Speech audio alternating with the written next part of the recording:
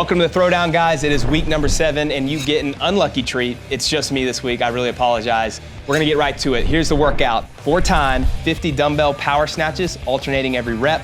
100-foot single arm overhead dumbbell walking lunge. You will switch hands every 25 feet. 40 dumbbell overhead squats, alternating every 10 reps. 75-foot single arm overhead dumbbell walking lunge, again, alternating every 25 feet.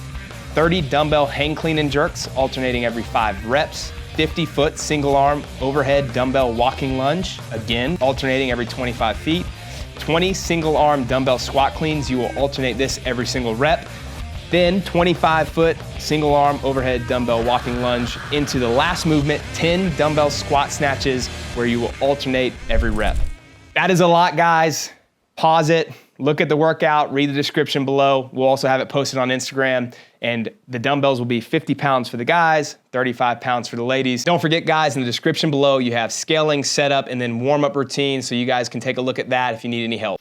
I wanted to reiterate before we get into this demo where we'll have Travis and Chandler going kind of side by side, and then we have a couple others, Mike, Colson, and Mia, that are also on the screen, that the reason that we are doing these workouts is to help you guys learn how to compete, especially in a qualifier type setting. The reality now is we have 28 sanctionals that have been announced. We have the open coming up. And in these, you get the workout announcement. You probably see a couple really good people go like you do in the open announcements. And then within a day, you have to plan for yourself how you're going to execute the workout. So us doing this is a way for everyone in our community and those that just follow us online to be able to get some practice doing that. And so we want to set these up a little bit different. Obviously, it's just me today, but you'll see some changes over the next couple of weeks. We're going to talk about this and how these workouts are won and then how they're lost. And so I just want to give 2 quick things before we get into this demo where Max and I will commentate over Travis and Chandler's performance.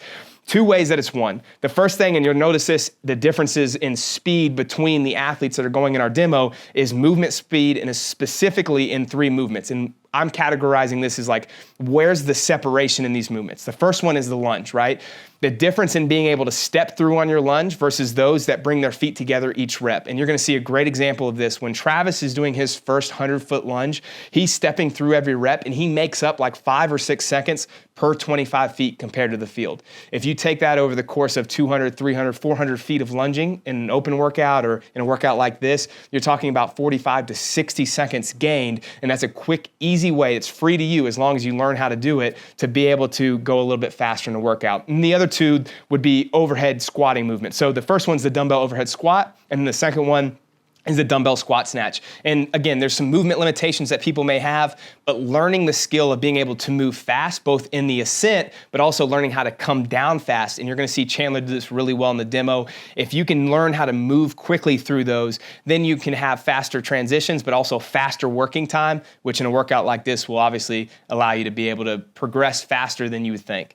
And then the other one is pacing. In a workout like this especially, it seems like common sense, but people don't realize that after the 50s and 40s, half the work is done. So you do the 50, and then it's a 100-foot lunge, you do the 40, then it's a 75-foot lunge. You've got most of the reps out of the way, and then you only have 75 feet of walking lunges left, and then 60 reps. So the way that I've recommended my on-site athletes to do a workout like this is think about the first half of making sure that you don't redline early so that you can kick it into gear for the 30s and then down. So you're gonna see this workout, obviously you see some different pacing structures. I will warn you right now that Travis and Chandler are doing basically a different workout. It's way faster than everyone else, but it gives us a good example, again, of seeing where you're at, and then we can look at like, how did they win this workout? And then we can figure out from there, okay, how do I get better as an athlete moving forward?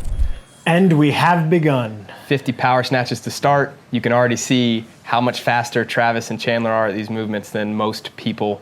Travis's handoff, which there was no standard for this, so everyone doesn't complain. But both of them, they just like switch hands so much faster than most people. That's something that people can start practicing right away. Yeah, this is a reference point of all really high-level athletes here. So you can't really see the difference in like rep speed, and there still would be rep speed discrepancies between Travis and Chandler and somebody at a lower tier. Right. We just thought that from a separation value standpoint, the other movements really illustrated the discrepancy in speed. You can make up more time on some of the other movements. Exactly. One of the things I'll point out for Travis here is I love this kind of, it's like a pseudo power snatch, right? So like it's just a little dip of the knees, ankle flexes forward, but that allows you to lock your arm out faster, and then you can pull the dumbbell down a little bit faster, so that descent is improving, or he probably is picking up maybe like 0.2 seconds per rep by pulling it down faster than maybe Coulson. Yeah, the descent speed is always a huge portion of speed in a movement like this, because the weight's not super heavy. I mean, you could probably get somebody to pull a 50-pound dumbbell up into the power or up into the finish position faster, but really it's the transition and drop and change of direction at the bottom that really exposes a more elite dumbbell cycler or barbell cycler versus somebody that's like, farther down in the tiers of performance. But, Mike stopped at 44 and they're still going. I think they were probably all at around the same pace. Coulson's a little bit farther behind with regards to movement speed, but she's finishing up. I think she's got another 2 reps. So you can see movement speed does play a limitation here, but we put the lunge in there as the primary speed movement that plays a role, and you'll watch how fast Travis starts to close the gap. He's going to close the gap on everyone here. Yeah, and it's incredible. Yeah, especially Coulson and Mia with this. They're putting their feet together instead of stepping through. Exactly. And this is something that people can start practicing either the day before they do this workout, or any qualifier if it has lunges, or just in your training. Like talk to your coach about, hey, I want to work on speed of my lunge, which is something I coached Coulson. I said after this workout, I was like, we've really got to work on that, because she has a great capacity, but her lunge is too slow, and that's where she lost a lot of time. Yeah. So the dumbbell overhead squat, now obviously Travis moves pretty quick in general as an athlete in any movement in the sport, but this will be an actual movement you'll see separation amongst elites. So 2 individual games athletes.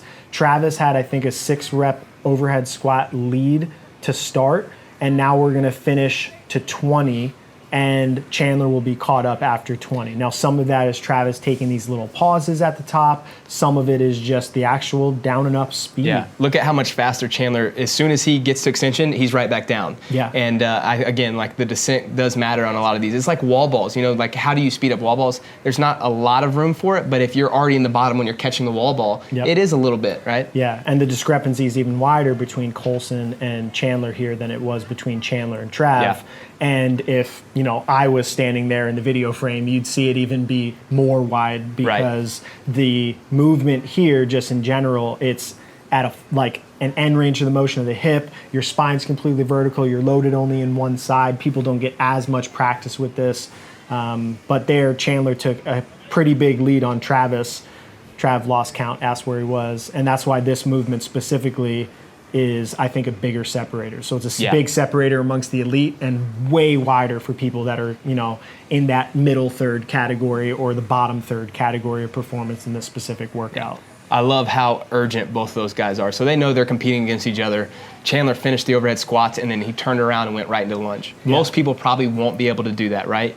But knowing that, hey, I have to take an 8-second rest break. Well, just make sure that you stay on the clock for that and don't allow that to elongate to 15 seconds or 16 seconds like some people do. Yeah. Chandler actually has, in the first one he was stepping through. He has that little step together, but he still has a pretty wide step and still figures out how to accomplish it pretty quickly. But he loses a little bit of time on that movement relative to Travis.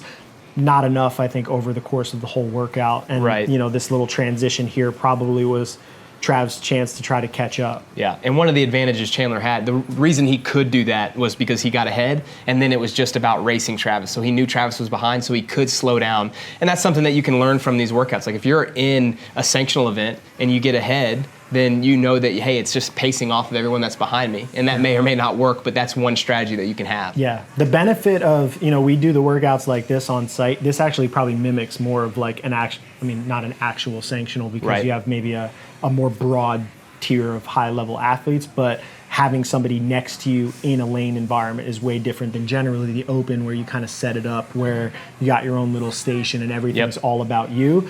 The psychology of racing like this definitely changes how things feel, right? Like there's like a winner's effect to being in the lead. And so you might tell somebody to go out a little faster or play, psychological games with other people that you can't really do if you're just doing a qualifier by yourself. So if you are practicing for an in-person event and this is practice for qualifiers for that, I think every once in a while put yourself in an environment where you can practice with other people. Yeah.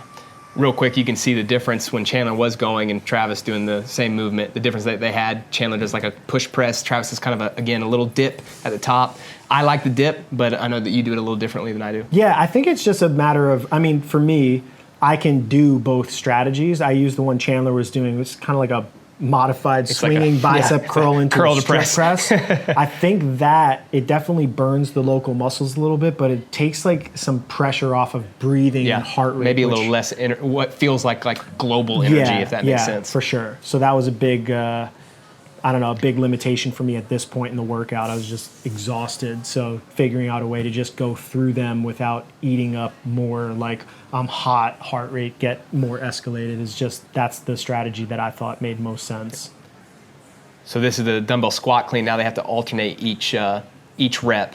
And again, like working on little things. How do I transition from hand to hand? They're not coming to full extension, which you'll also see in the dumbbell snatch. I mean, I think that's just a good strategy. Yeah. Yeah, you don't want to waste any extra motion and stand all the way up. Now, what would be more like precise or look more like a full snatch that somebody's doing to try to improve their 1RM, you might not lift like that, or you might not ever allow yourself to go into back flexion or some of the things that people say are bad movement.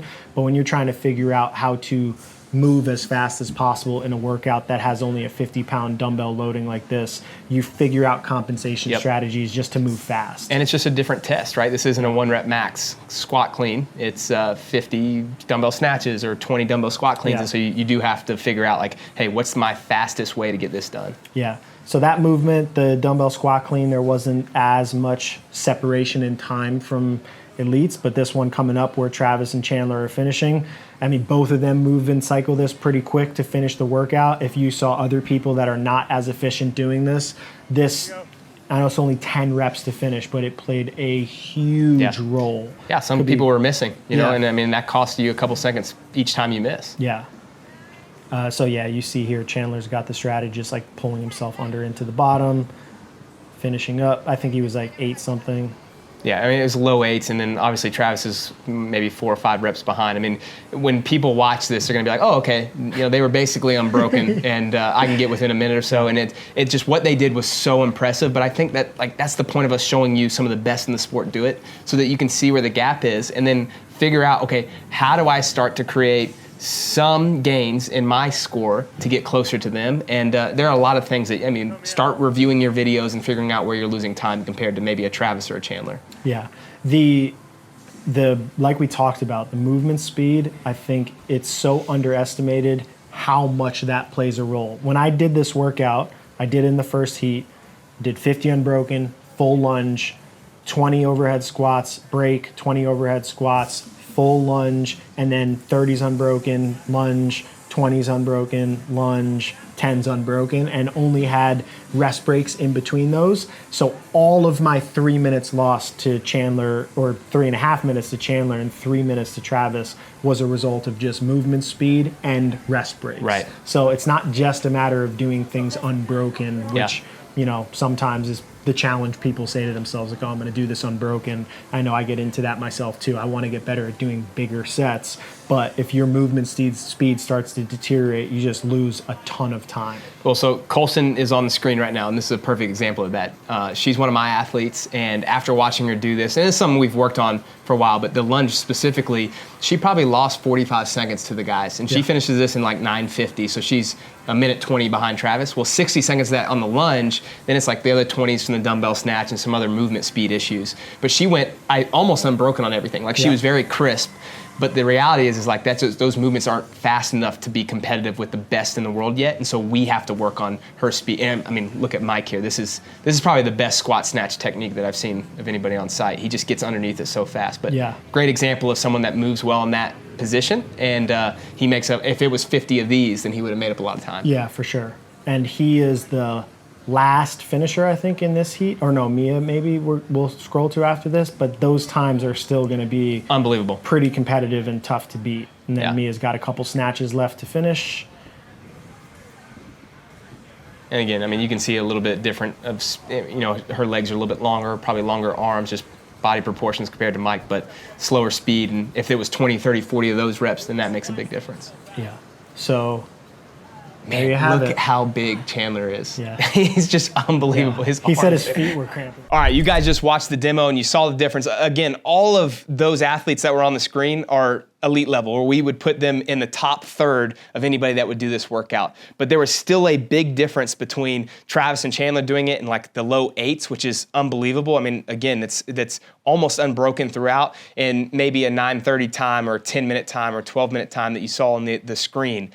I wanted to give you guys a couple ideas of how to prep for this workout and just some things you can start thinking of, not only for this, but put some kind of preparation skills in your toolbox so that anytime you do a workout like this, you can learn how to prep and game plan moving forward. So the first thing is practice the skills of the movements that are actually in the workout, and then specifically the ones that you may lose time on. So the example that we talked about before, as far as like, where's the biggest separation value? One of those is the lunge. If you can step through on your lunge and quickly, as soon as your knee touches, get back into the extended position, you're gonna make up some time. So what I would say is maybe the day before or today when you get this workout, or right before the workout in your warm-up, practice the step through and see how fast you can get a 25-foot lunge. And then obviously if that's something that you're struggling with, then ask your coach, or in your own training if that's what you write, figure out how to get faster at your lunges. The next thing is come up with a pacing plan. I always say reverse engineer the workout. So talk to your coach, or again, if you don't have a coach, figure out what your goal time would be. So let's say it was 12 minutes on a workout like this.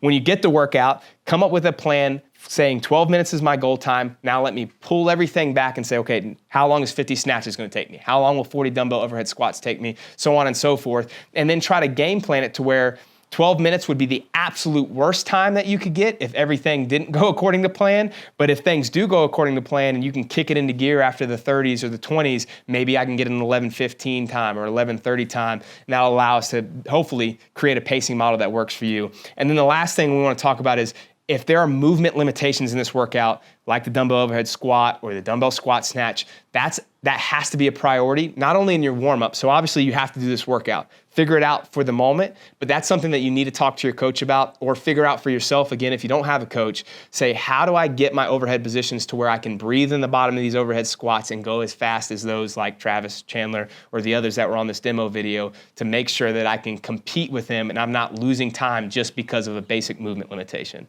Good luck, guys. We can't wait to see you next week. It's a wrap, you know what I'm saying? Your boy Project Patar in this thing, man. Hey, look, man, thank y'all for watching Training Think Tank's YouTube channel. Y'all hit that motherfucking subscribe button, you know what I'm saying? So y'all go ahead, man. Thank y'all for watching the channel, you know what I'm saying?